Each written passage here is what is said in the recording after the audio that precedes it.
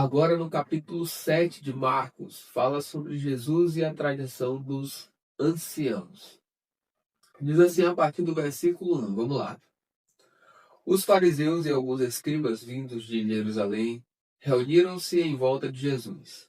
Eles viram que alguns dos discípulos de Jesus comiam pão com as mãos impuras, isto é, sem lavar. Porque os fariseus e todos os judeus, observando a tradição dos anciãos, não comem sem lavar cuidadosamente as mãos. Quando voltam da praça, não comem sem se lavar. E há muitas outras coisas que receberam para observar, como a lavagem de copos, jarros e vasos de metal e camas. Os fariseus e os escribas perguntaram a Jesus: por que os seus discípulos não vivem conforme a tradição dos anciãos, mas comem com as mãos impuras? Jesus respondeu: bem profetizou Isaías a respeito de vocês, hipócritas. Como está escrito: este povo me honra com os lábios, mas o seu coração está longe de mim. E em vão me adoram, ensinando doutrinas que são preceitos humanos. Rejeitando o mandamento de Deus, vocês guardam a tradição humana. E disse-lhes ainda: vocês sempre encontram uma maneira de rejeitar o mandamento de Deus para guardarem a própria tradição. Pois Moisés disse: honre o seu pai e a sua mãe, e quem maldisser o seu pai ou a sua mãe, seja punido de morte. Vocês, porém, dizem que, se alguém disser ao seu pai ou à sua mãe: a ajuda que você poderia receber de mim é Corbã, isto é, oferta ao Senhor. Então vocês o dispensam de fazer qualquer coisa em favor do seu pai ou da sua mãe, invalidando a palavra de Deus por meio da tradição que vocês mesmos passam de pai para filho, e fazem muitas outras coisas semelhantes. E convocando outra vez a multidão, Jesus diz: escutem todos e entendam. Não existe nada fora da pessoa que, entrando nela, possa contaminá-la, mas o que sai da pessoa é o que a contamina. Se alguém tem ouvidos para ouvir, ouça. Quando entrou em casa, deixando a multidão, os seus discípulos o interrogaram a respeito da parábola. Jesus lhes disse: então vocês também não entendem? Não compreendem que tudo o que está fora da pessoa entrando nela não a pode contaminar, porque não entra no coração dela, mas no estômago, e depois é eliminado? E assim Jesus considerou puros todos os alimentos, e dizia: o que sai da pessoa, isso é o que a contamina. Porque de dentro do coração das pessoas é que procedem os maus pensamentos, as imoralidades sexuais, os furtos, os homicídios, os adultérios, a avareza, as maldades, o engano, a libertinagem, a inveja, a blasfêmia, o orgulho, a falta de juízo. Todos estes males vêm de dentro e contaminam a pessoa. Agora vai falar sobre a mulher cirofenícia. A partir do versículo 24, diz assim: levantando-se Jesus, saiu dali e foi para as terras de Tiro e Sidom.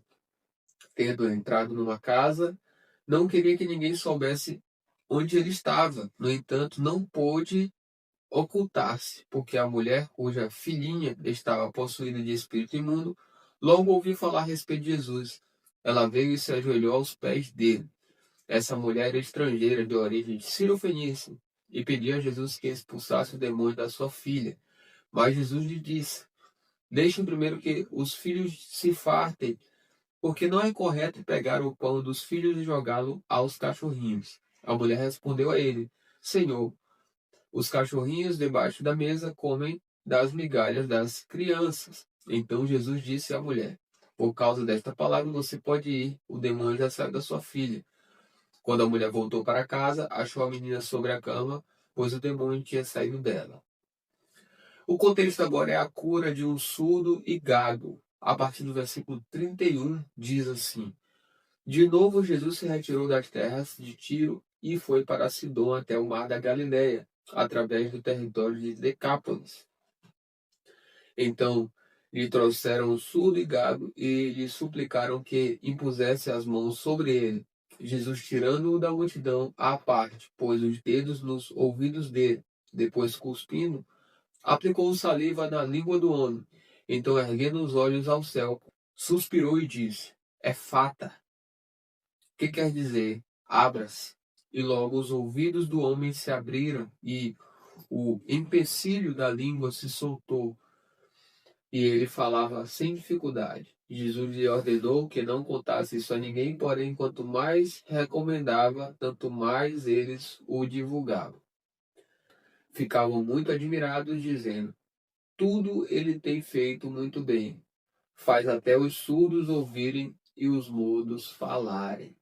Chegamos ao capítulo 8 de Marcos. Ele fala sobre a segunda multiplicação de pães e peixes. Diz assim a partir do versículo 1: naqueles dias, quando outra vez se reuniu grande multidão, e não tendo o que comer, Jesus chamou os discípulos e lhes disse: tenham compaixão desta gente, porque já faz 3 dias que eles estão comigo e não têm o que comer.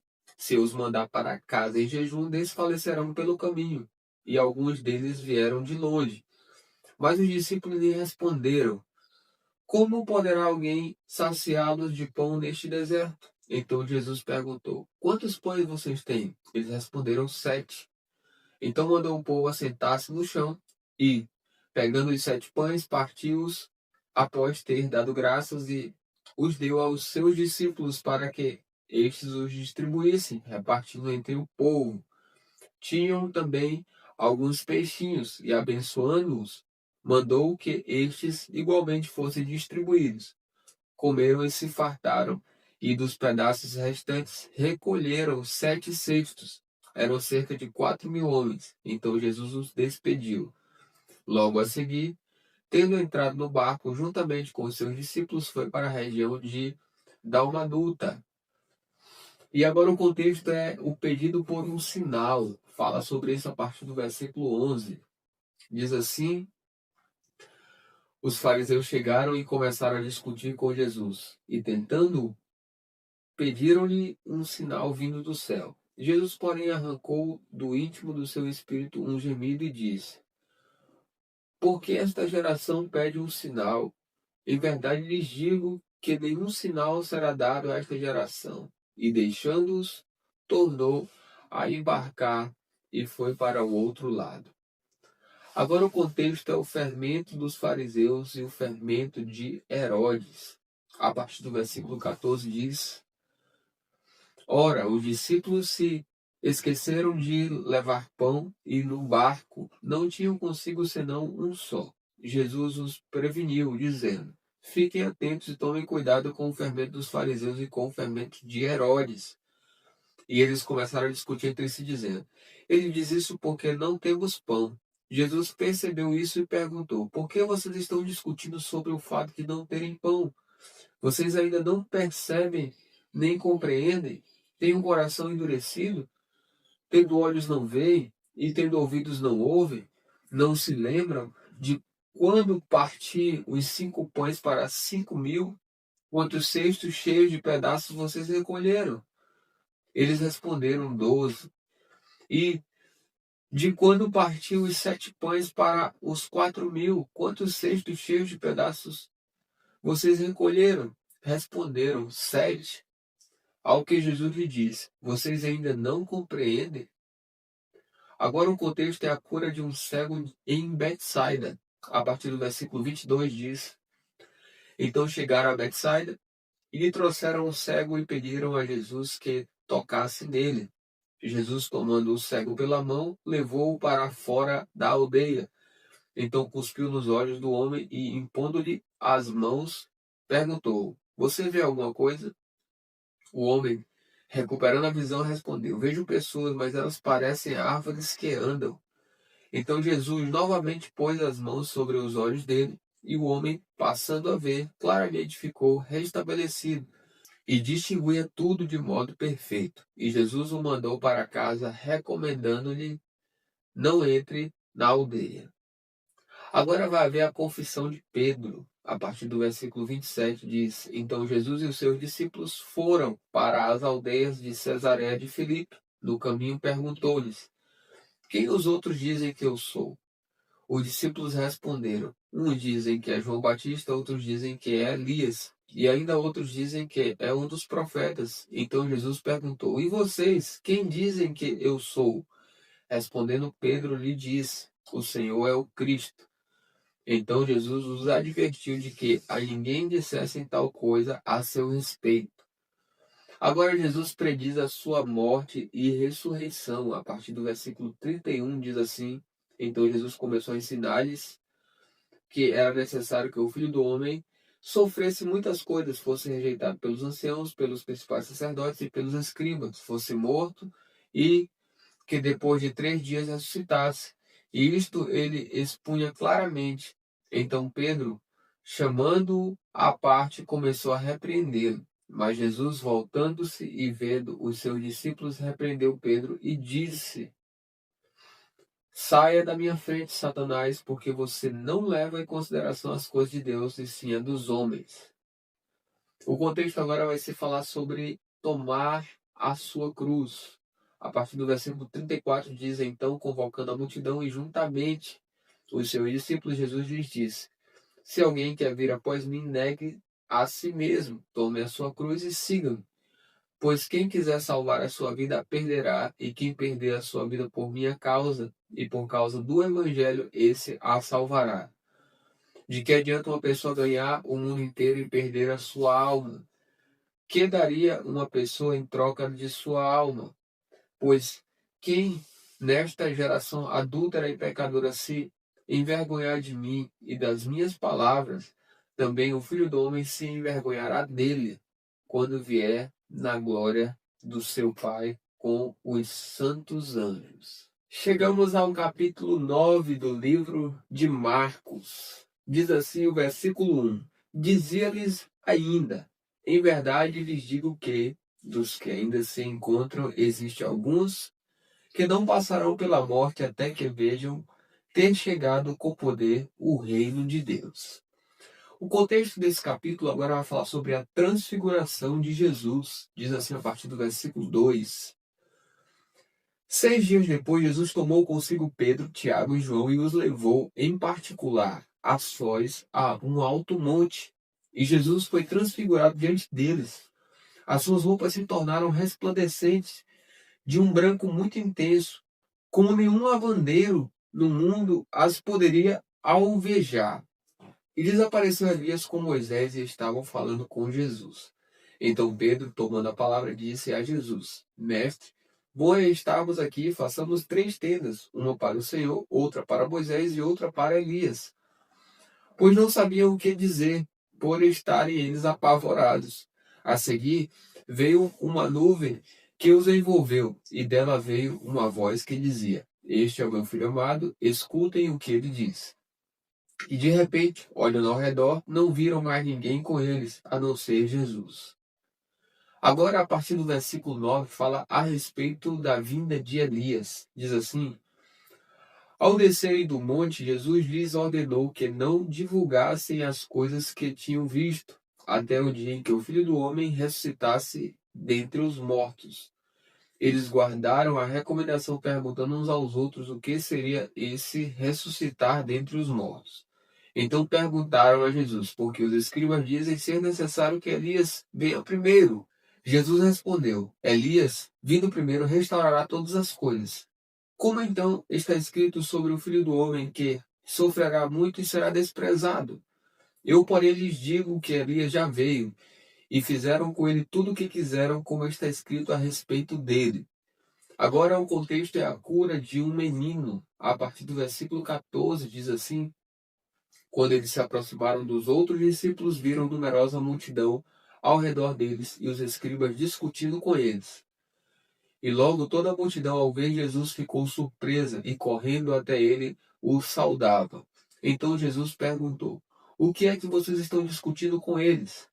E um, do meio da multidão, respondeu: mestre, eu trouxe até o Senhor meu filho que está possuído por um espírito mudo. E este, sempre que se aposta dele, lança-o por terra, e ele espuma, arranja os dentes e vai definhando. Pediu aos seus discípulos que o expulsassem, mas eles não puderam. Então Jesus exclamou: ó geração incrédula, até quando estarei com vocês? Até quando terei de suportá-los? Tragam o menino até aqui. E eles o trouxeram. Quando ele viu Jesus, o Espírito imediatamente agitou o menino com violência, e caindo ele por terra, revolvia-se espumando. Jesus perguntou ao pai do menino: há quanto tempo isso está acontecendo com ele? O pai respondeu: desde a infância. E muitas vezes o tem lançado no fogo e na água para o matar. Mas, se o Senhor pode fazer alguma coisa, tenha compaixão de nós e ajude-nos. Ao que Jesus respondeu: se o Senhor pode, tudo é possível ao que crê. E imediatamente o pai do menino exclamou: eu creio, ajude-me na minha falta de fé. Vendo Jesus que muita gente estava se reunindo, repreendeu o espírito imundo, dizendo-lhe: espírito mudo e surdo, eu ordeno a você, saia deste menino e nunca mais entre nele. E ele, gritando e agitando muito, saiu, deixando-o como se estivesse morto, a ponto de muitos dizerem: morreu. Mas Jesus, tomando-o pela mão, o ergueu e ele se levantou. Quando Jesus entrou em casa, os seus discípulos lhe perguntaram em particular: por que nós não podemos expulsá-lo? Jesus respondeu: este tipo de espírito só pode ser expulso por meio de oração. Agora o contexto é, de novo, Jesus prediz a sua morte e ressurreição. Fala sobre isso a partir do versículo 30, diz assim: e, tendo saído dali, passaram pela Galiléia, e Jesus não queria que ninguém o soubesse, porque ensinava os seus discípulos e lhes dizia: o Filho do Homem será entregue nas mãos dos homens, e estes o matarão, mas 3 dias depois da sua morte ressuscitará. Eles, porém, não compreendiam isto e tinham medo de perguntar. Agora o contexto vai ser falar sobre o maior do reino dos céus. Diz assim a partir do versículo 33. Chegaram então a Cafarnaum. Estando em casa, Jesus perguntou aos discípulos: sobre o que vocês estavam discutindo no caminho? Mas eles se calaram porque no caminho tinham discutido entre si sobre quem era o maior. E Jesus, assentando-se, chamou os 12 e lhes disse: se alguém quer ser o primeiro, será o último e servo de todos. Trazendo uma criança, colocou-a no meio deles e, tomando-a nos braços, disse-lhes: quem recebeu uma criança, tal como esta, em meu nome recebe a mim. E quem recebe a mim, não é a mim quem recebe, mas aquele que me enviou. O contexto agora é: quem não é contra nós é por nós. A partir do versículo 38 diz: João disse a Jesus: mestre, vimos um homem que expulsa demônios em seu nome, mas nós o proibimos de fazer isso, porque não nos seguia.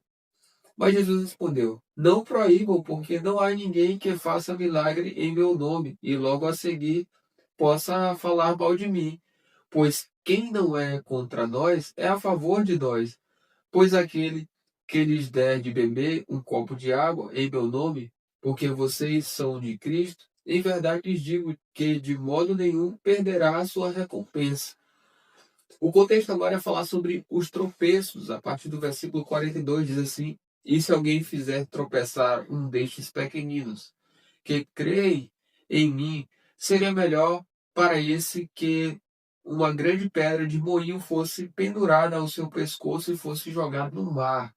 E se a sua mão leva você a tropeçar, corte-a, pois é melhor você entrar aleijado na vida do que, tendo as 2 mãos, ir para o inferno, para um fogo que nunca se apaga, onde não lhes morre o verme, nem o fogo se apaga. E se o seu pé leva você a tropeçar, corte-o, pois é melhor você entrar na vida eterna aleijado do que, tendo os 2 pés, ser lançado no inferno, onde não lhes morre o verme, nem o fogo se apaga. E se um dia de seus olhos leva você a tropeçar, arranque-o, pois é melhor você entrar no reino de Deus com um olho só do que, tendo os 2, ser lançado no inferno, onde não lhes morre o verme, nem o fogo se apaga. Porque cada um será salgado com fogo. O sal é bom, mas se o sal vier e se tornar insípido, como se restaurar o sabor? Tenham sal em vocês mesmos e paz uns com os outros. Agora no capítulo 10 de Marcos, fala a respeito do divórcio. A partir do versículo 1 diz assim: saindo dali, Jesus foi para o território da Judéia e para além do Jordão. E outra vez as multidões se reuniram junto a ele, e de novo ele as ensinava segundo o seu costume. E aproximando-se alguns fariseus o puseram à prova, perguntando: é lícito ao marido repudiar sua mulher? Jesus respondeu: o que foi que Moisés ordenou a vocês? Eles disseram: Moisés permitiu escrever uma carta de divórcio e repudiar. Mas Jesus lhe disse: foi por causa da dureza do coração de vocês que Moisés deixou escrito esse mandamento. Porém, desde o princípio da criação, Deus os fez homem e mulher. Por isso, o homem deixará o seu pai e a sua mãe e se unirá à sua mulher, tornando-se os dois uma só carne, de modo que já não são mais dois, porém uma só carne. Portanto, que ninguém separe que Deus ajuntou. Em casa, os discípulos voltaram a fazer perguntas sobre esse assunto. E Jesus lhes disse: quem repudiar sua mulher e casar com outra comete adultério contra aquela. E se ela repudiar o seu marido e casar com outro, comete adultério. Agora Jesus abençoa as crianças, a partir do versículo 13, diz assim: então trouxeram algumas crianças a Jesus para que as abençoasse, mas os discípulos os repreendiam. Jesus, porém, vendo isto, indignou-se e disse-lhes: deixem que os pequeninos venham a mim, não os impeçam, porque dos tais é o reino de Deus. Em verdade lhes digo, quem não recebeu o reino de Deus como uma criança, de maneira nenhuma entrará nele. Então, tomando as crianças nos braços e impondo-lhes as mãos, os abençoava. O contexto agora vai ser falar sobre o jovem rico. A partir do versículo 17 diz assim: pondo-se Jesus a caminho, um homem correu ao seu encontro e, ajoelhando-se diante dele, perguntou-lhe: bom mestre, que farei para herdar a vida eterna? Jesus respondeu: por que você me chama de bom? Ninguém é bom a não ser um, que é Deus.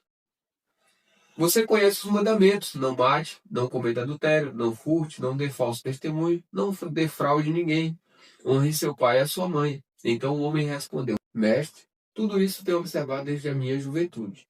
E Jesus, olhando para ele com amor, disse: só uma coisa falta a você. Vá, venda tudo o que você tem, dê o dinheiro aos pobres e você terá um tesouro no céu. Depois venha e siga-me. Ele, porém, contrariado com esta palavra, retirou-se triste porque era dono de muitas propriedades. Agora o contexto é o perigo das riquezas. A partir do versículo 23 diz assim: então Jesus, olhando ao redor, disse aos seus discípulos: como é difícil para os que têm riquezas entrar no reino de Deus. Os discípulos estranharam estas palavras, mas Jesus insistiu em dizer-lhes: filhos, como é difícil entrar no reino de Deus. É mais fácil um camelo passar pelo fundo de uma agulha do que um rico entrar no reino de Deus. Eles ficaram muito admirados, dizendo entre si: sendo assim, quem pode ser salvo? Jesus, olhando para eles, disse: para os seres humanos é impossível, contudo, não para Deus, porque para Deus tudo é possível. Então Pedro começou a dizer-lhe: eis que nós deixamos tudo e seguimos o Senhor. Jesus respondeu: em verdade digo que não há ninguém que tenha deixado casa, irmãos, irmãs, mãe, pai, filhos ou campos por minha causa e por causa do Evangelho, que não receba já no presente 100 vezes mais casas, irmãos, irmãs, mães, filhos e campos, com perseguições, e no mundo por vir receberá a vida eterna. Porém, muitos primeiros serão últimos, e os últimos serão primeiros. O contexto agora é Jesus ainda outra vez prediz a sua morte e ressurreição. A partir do versículo 32 diz assim: estavam a caminho, subindo para Jerusalém, e Jesus ia adiante dos seus discípulos. Estes se admiravam e o seguiam, tomando de apreensões. E Jesus, chamando outra vez os 12 para um lado, começou a revelar-lhes as coisas que deviam acontecer com ele, dizendo: eis que subimos para Jerusalém, e o Filho do Homem será entregue aos principais sacerdotes e aos escribas. Eles vão condená-lo à morte e entregá-lo aos gentios. Vão zombar dele, cuspir nele, açoitá-lo e matá-lo, mas depois de 3 dias ressuscitará. Agora o contexto, a partir do versículo 35, é falar sobre o pedido de Tiago e João. Diz assim: então se aproximaram dele Tiago e João, filhos de Zebedeu, dizendo: mestre, queremos que o Senhor nos conceda o que vamos pedir. E Jesus lhes perguntou: o que querem que eu lhes faça? Eles responderam: permite-nos que, na sua glória, nos assentemos à sua direita e o outro à sua esquerda. Mas Jesus lhe disse: vocês não sabem o que estão pedindo. Será que podem beber o cálice que eu bebo ou receber o batismo que eu sou batizado? Eles responderam: podemos. Então Jesus lhes disse: vocês beberão o cálice que eu bebo e receberão o batismo com que eu sou batizado. Quanto a aceitar a minha direita ou a minha esquerda, não me compete concedê-lo, pois é para aqueles a quem está preparado. Quando os outros 10 discípulos ouviram isso, começaram a ficar indignados com Tiago e João. Mas Jesus, chamando todos para junto de si, disse: vocês sabem que os que são considerados governadores dos povos os domina e que os seus maiorais exercem autoridade sobre eles. Mas entre vocês não é assim. Pelo contrário, quem quiser tornar-se grande entre vocês, que se coloque a serviço dos outros. E quem quiser ser o primeiro entre vocês, que seja servo de todos. Pois o próprio Filho do Homem não veio para ser servido, mas para servir e dar a sua vida em resgate por muitos. O contexto agora é a cura do cego de Jericó. Diz assim a partir do versículo 46, olha aí. E foram para Jericó. Quando Jesus saía de Jericó juntamente com os discípulos e numerosa multidão, Bartimeu, um cego mendigo, filho de Timeu, estava sentado à beira do caminho e, ouvindo que era Jesus o Nazareno, começou a gritar: Jesus, filho de Davi, tem compaixão de mim.